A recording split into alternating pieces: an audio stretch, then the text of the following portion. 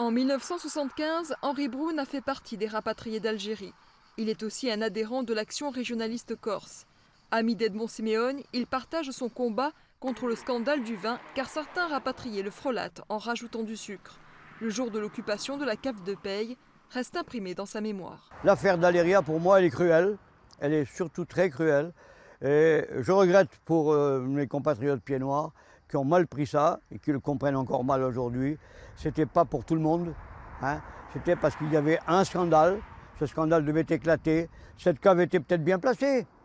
Et c'est la raison pour laquelle c'était là que ça s'est passé. Cette année-là, François Orsucci a 30 ans. Il a quitté Lyon pour revenir sur son île natale et souhaite cultiver des vignes. Mais il se heurte aux banques qui refusent de le soutenir financièrement.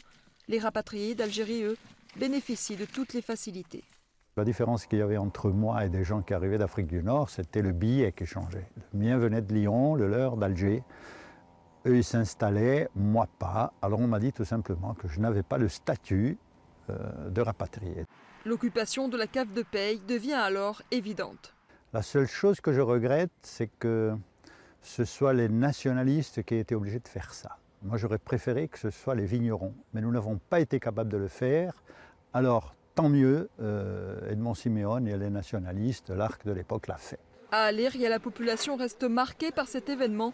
Elle est le témoin d'un moment historique. On était étonnés d'une affaire pareille, d'un branle-bas pareil, une chose qui était pratiquement impossible à penser.